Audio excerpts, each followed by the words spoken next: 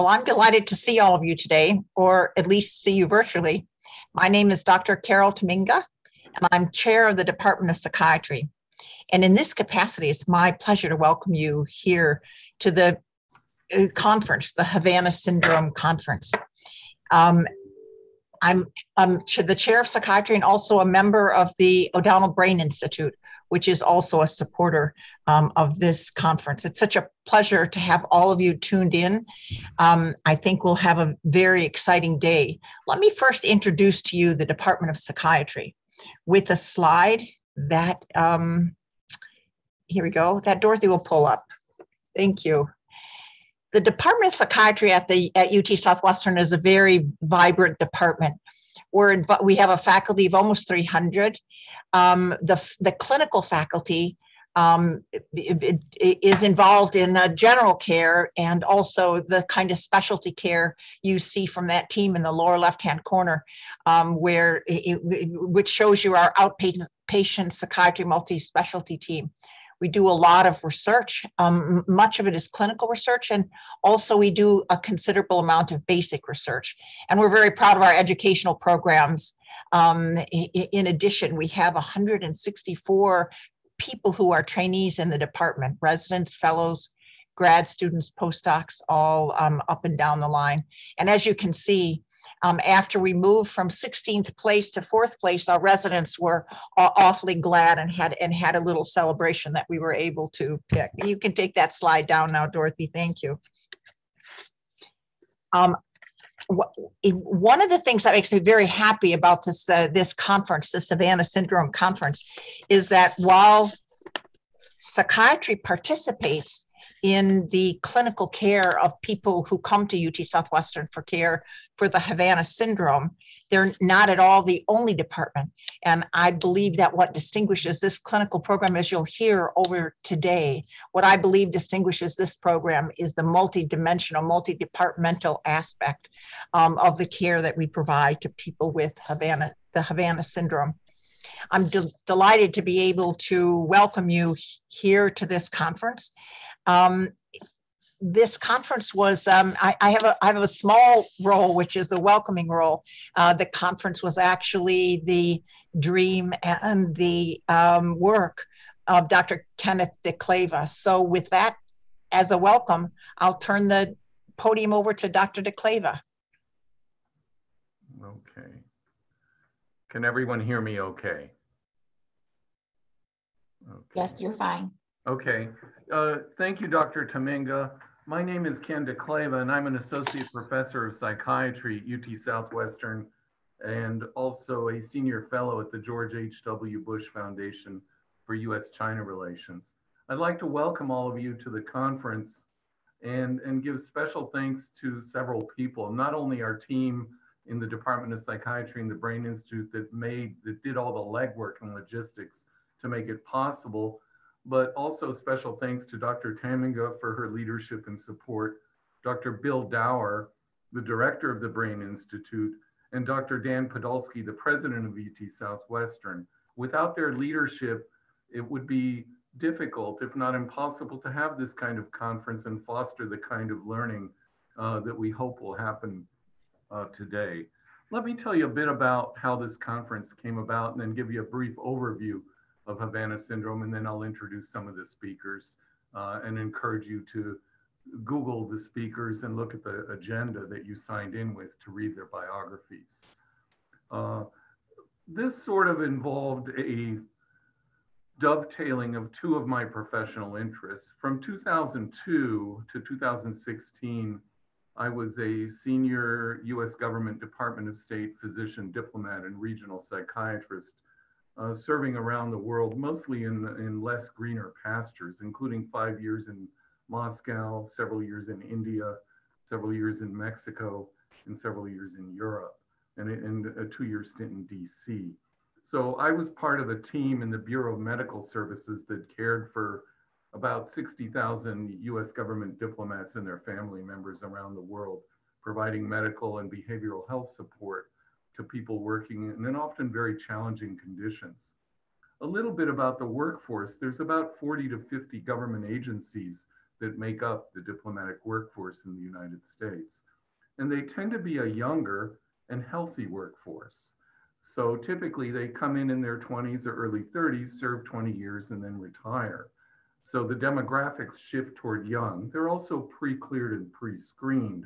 So people with conditions such as the descriptor of Havana Syndrome or other significant medical, neurologic, or severe psychiatric conditions would not be cleared to serve overseas, especially in many of the embassies and consulates around the world that lack adequate medical care in the host country.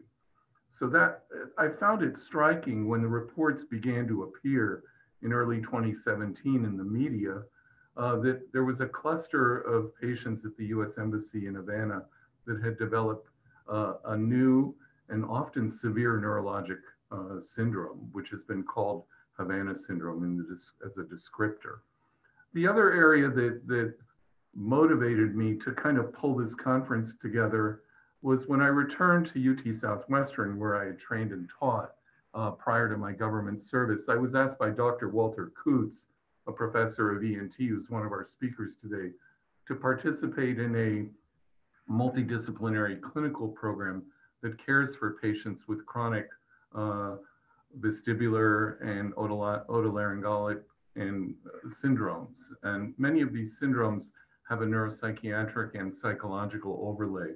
So I'm very honored to have been part of a team from psychiatry, neurology, ENT, neuropsychology, and rehabilitation medicine and vestibular therapy that cares for these patients. This team has seen hundreds of these patients in the last several years with PPPD, vestibular migraine, tinnitus, and other conditions. And I probably see 1 or 2 a week. And to borrow the language from last week's CIA report, where they said, this is the most important line in the report, they said they were moved by the experience of the patients suffering from what they call anomalous health incidents. And like any clinician who sees these patients and the burden of suffering in our clinical offices on a weekly basis, I share in that sentiment. I too have been moved by the experiences of my patients and of our patients. So those two kind of experience streams and thought streams are what drove this conference. Let me advance my slide. A little bit of background about Havana Syndrome. The journalist Julia Yaffe referred to it in an article last year as the immaculate concussion. And it started with about 24 US diplomats and family members at the US Embassy in Havana in 2016 and 2017. But later cases have grown to over 250 to 300 US diplomats and family members around the world, in China, and later in embassies in Asia, Europe, Latin America, and Africa, and even persons working in Washington, DC, near the White House. And the cardinal symptoms of this include, or can include, dizziness, balance problems or unsteadiness, tinnitus, often starting with a feeling of fullness, pressure in the ear, or pain in the ear, or facial pain. And these symptoms have been reported by many, if not all of the patients that have been studied as being directional, coming from a certain particular direction. And also headaches, cognitive complaints, hearing loss, and for those patients with more chronicity, a psychological and even neuropsychiatric overlay. And this has been a real puzzle because it's a syndrome that had not been seen. I certainly, in my 14 years of work as a diplomat physician, had never seen a syndrome like this, nor had any of my colleagues, because if we would have seen it, it would have been reported appropriately, and these patients would have been medically evacuated to academic medical centers in the US for further evaluation and treatment. So I think one of the things we've learned in our approach, and the Mayo Clinic, Dr. Staub will talk about, and has been recommended by the National Academy of Sciences report, is a multidisciplinary approach is the best approach for these patients, involving people from many disciplines here at UT Southwestern and other similar academic centers, as Dr. Tamminga mentioned. One of the things that this may represent is a paradigm for neurovestibular or neuropsychiatric illness. And one of our speakers, Dr. Chad Lane, is going to talk about this. This is important to us and others at UT Southwestern because we're one of 4 centers in the country that has a joint neurology psychiatry residency training program. And in talking about these syndromes such as PPPD, it's very interesting because these are non-psychiatric conditions, but they respond to treatment with psychiatric treatments, including antidepressants and cognitive behavioral therapy. And it's thought that this may represent what we call a neuroprotective effect. We see this in other medical conditions such as irritable bowel, stroke, both with depression, but also stroke without depression. If you give people antidepressants, they have better outcomes. Chronic headache syndromes and chronic pain conditions. So that's intriguing and interesting. The other thing that has been talked about a lot are these are functional disorders, the neurovestibular disorders such as PPPD. And the National Academy of Sciences Committee, which Dr. Stab was also a member of, and he's going to talk about, sees these as kind of a new paradigm, a functional paradigm. They're not psychiatric illnesses. They're not psychogenic. They're not mass hysteria. They're not malingering. I think that's an important statement to make because in this cohort of diplomats and family members with Havana Syndrome, if you will, typically these patients, and I know this type of patient well because I treated them and my colleagues did, they don't seek a patient role. There's no primary gain. And there's certainly no secondary gain to becoming impaired, unable to work, and in some cases, severely medically disabled. Some of the patients, diplomats with Havana Syndrome have had to medically retire. But a functional approach to this may explain some of the chronicity and how we look at these patients. So what can I give you in terms of background, what has been done? Initially, the patients were seen at the University of Miami and the University of Pennsylvania, and these studies were published in 2018. And the Penn studies were intriguing because they said these patients look like a TBI patient, but without a TBI. And later, neuroradiology studies published in 2019 by the Penn group showed both changes on structural MRI, statistically significant changes, and changes in functional MRI using diffusion tensor imaging. So this is quite intriguing. Also, the Penn group felt there was no way that the neurovestibular findings could be willfully brought on, faked, or malingered. But there's controversy in this field. The recently leaked October 2021 JASON report suggests that this is not a new condition, whereas the National Academy of Sciences report and last week's CIA report, and I would point out both of those panels, unlike the JASONs, included epidemiologists, otolaryngologists, psychiatrists, and neurologists, and psychologists as part of their panel, in addition to other scientists and engineers, felt otherwise, that a subset of these patients are indeed a new condition that's not been seen or described in medicine. In the spirit of the 2021 Havana Act, which was signed into law last fall by President Biden, the US government has made it a very high priority to help these victims of this syndrome. A couple of suggestions that have come about, not only from me, but other colleagues in academic medicine and at the highest levels of the US government, are to create a national level registry involving leading academic medical centers to share data. This was one of the weaknesses of all of the studies noted above, is that because of personal health information, they had trouble sharing data. This is done in a lot of new conditions. Certainly we have data sharing in conditions such as transplant and cancer at our Simmons Cancer Center, for example, which is part of a consortium of comprehensive cancer centers that studies different types of cancers, including rare cancers. So this is a way that we could begin to share data. Most of the recent patients with Havana Syndrome have been seen at Walter Reed, but I think a broader registry and consortium would be useful. Certainly the Bureau of Medical Services at the Department of State and the Office of Medical Services at the CIA, their mission is to take care of their people. They don't have the bandwidth to do research either on a basic science or clinical level, but they're willing to partner, and they have begun to partner. And that's the other point I want to make. this type of condition and its complexity shows a key role of what I would call US government academic partnerships in solving complex 21st century biomedical challenges. And recently, President Biden has supported the creation of a DARPA-like entity called ARPA for Health, which will be housed under HHS.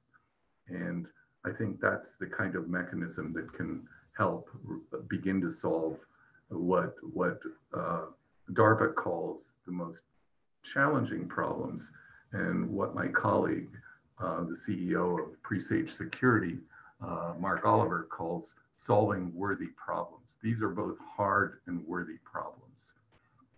Again, I've mentioned that both the CIA report and the National Academy of Sciences report have suggested that this could be caused by a directed radio frequency energy attack. But there's, at this point, no obvious causation or biomarker yet. And I would point out, this is not uncommon in science, in biomedicine as well. The evidence of absence is not quite the same thing as the absence of evidence. We certainly need more basic science and clinical research into these conditions and their causation. And I'll point out that our adversaries have published, Russia and China, for example, in the open source English language literature, papers about the use of microwave and radio frequency in warfare within the last several years. So that's an intriguing kind of thought there in terms of next steps. Let me introduce our speakers to you. We'll start with Dr. Walter Kutz, who's a professor of ENT and one of the leading otolaryngologists in the country. And he's going to talk about his and his clinic's approach to these patients, since most of these patients, after seen by a primary care physician, are often first referred to ENT. Then we'll shift to Dr. Xin Bei, who's one of the leading vestibular neurologists in the country. We'll talk about his approach to the diagnosis and treatment of vestibular migraine. Then Dr. Chad Lane, a psychiatrist and neuropsychiatrist in our department and a clinical scholar at the O'Donnell Brain Institute, will talk about his development of a neuropsychiatry program and illnesses such as Havana Syndrome as a paradigm for studying and learning about and treating patients with these conditions. Then we're fortunate in having Dr. Monroe Cullum and Dr. Laura Lakritz, professors of neuropsychology, who are two of the leading experts in the country on traumatic brain injury. If you've ever watched a football game and seen somebody get a concussion, and you've seen a coach or a medic on the sidelines run them through a neurological quick exam to determine whether they've had a concussion or whether they can continue to play football, these paradigms and exams were developed by people such as Dr. Cullum and Dr. Lakritz. And they've consulted closely with the NFL and the Dallas Cowboys and interscholastic leagues in Texas to answer this tough question of what is a concussion and what is a TBI and when is a TBI a TBI.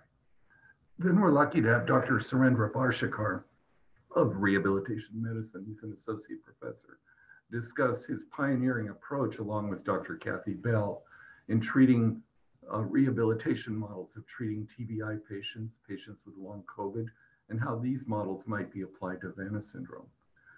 Then we're going to shift after a break out of the clinic and take you to the 30,000-foot view of the impact of Havana Syndrome on health policy and national security. We're fortunate in having Suzanne Kelly, the CEO of the Cipher Brief, a leading national security platform, interview Dan Hoffman about the impact of Havana Syndrome. Dan is a former senior CIA officer and a former member of President Trump's Intelligence Advisory Board and a Fox News national security correspondent. If you've seen Dan, if he looks familiar, it's because you've seen him talking about the most complex national security issues of the day in a way that he is a true expert and only he can do. Then Greg Meyer, a national security reporter from NPR, is going to interview Mark Polymeropoulos about the victim impact of Havana Syndrome.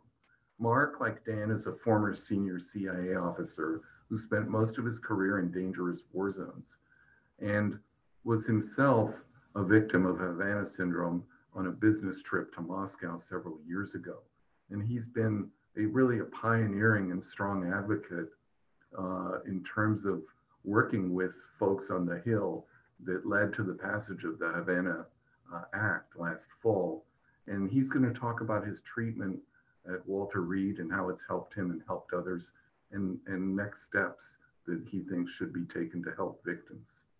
Then we'll have Ambassador Eric Rubin, who is the president of the American Foreign Service Association, talk about the impact of Havana Syndrome on our diplomats.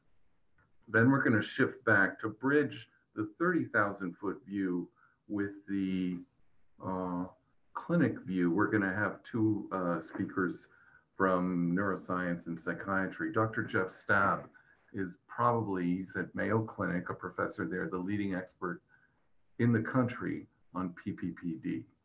And he's going to discuss his clinic's approach to this problem and some of the research they've done. He was also a member of the NAS panel. Then Dr. James Giordano, a professor of neurology, biochemistry, and also a scholar at the National War College, is going to talk about a neuroscience approach to these attacks and the neuroethics of how you approach them. And then we'll have a question and answer panel at the end of the day. Please put your questions in the chat room. We're thrilled to have all of you here, both the speakers and attendees, and we'd like to thank you. And if anyone has questions that aren't answered, they're free to email me, and I will route them today or tomorrow to the appropriate speaker. Thank you very much.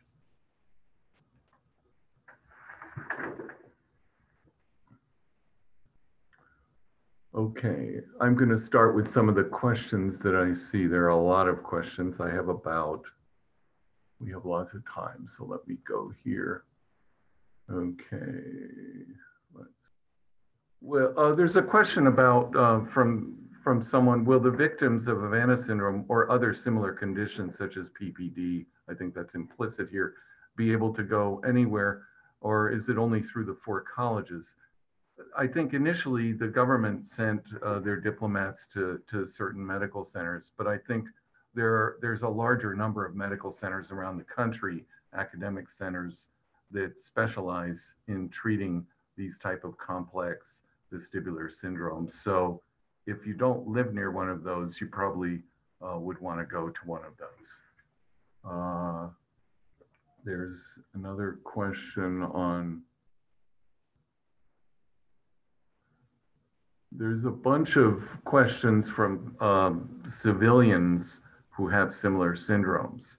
And again, most of those people would be most appropriate and referred to the appropriate academic medical center that can happen to this.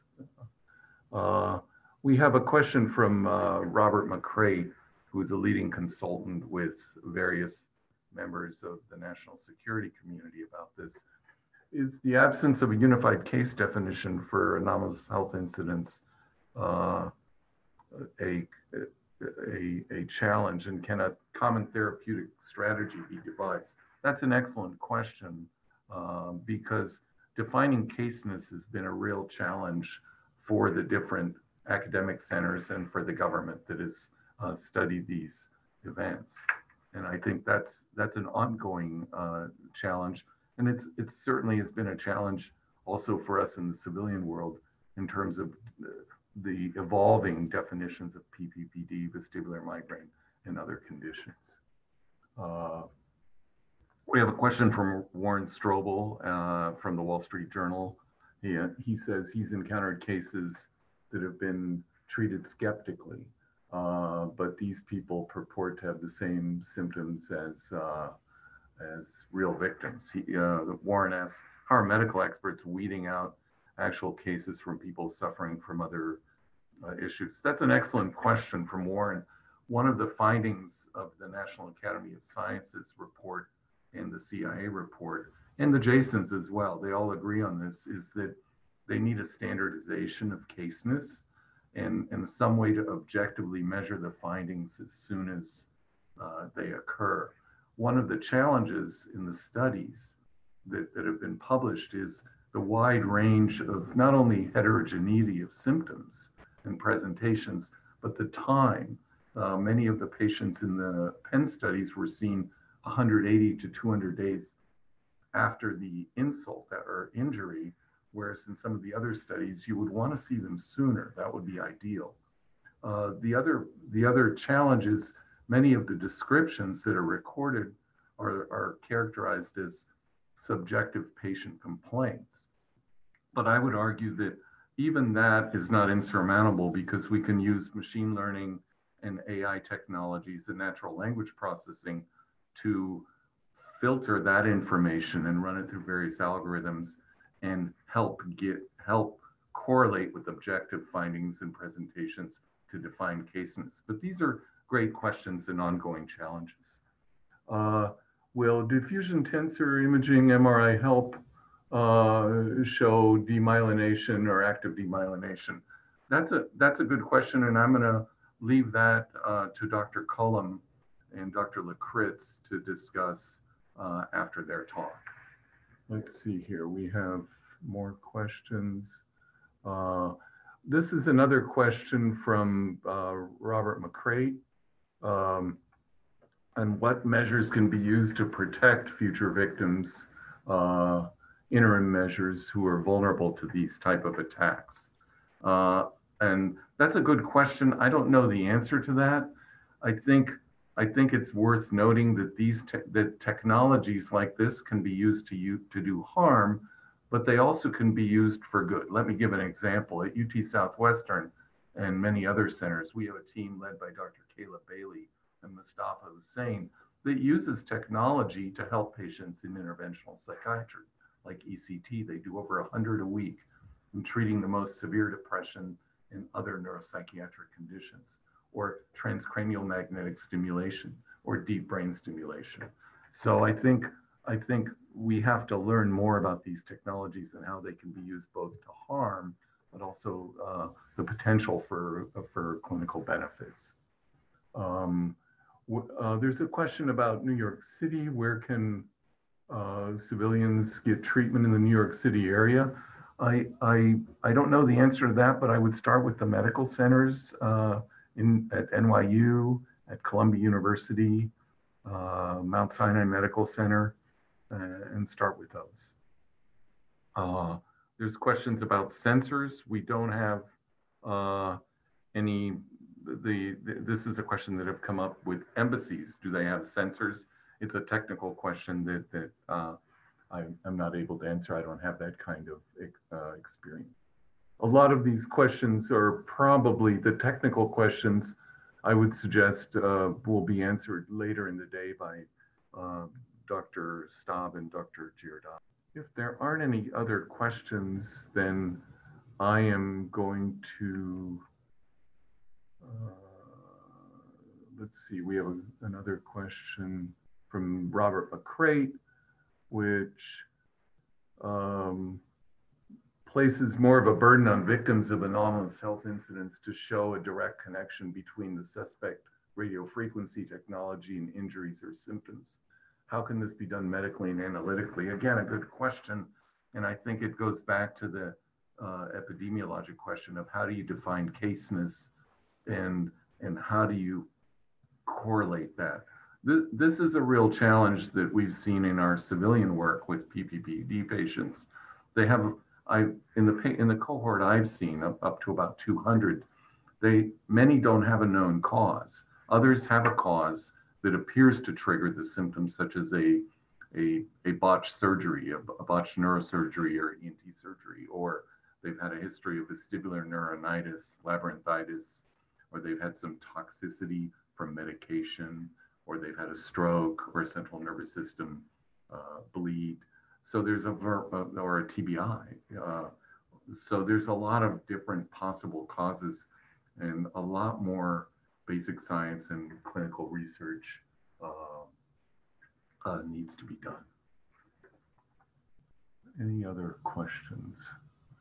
Okay, I think we'll have a lot more time. In the interest of moving forward, I'm going to turn it over to Dr. Coutts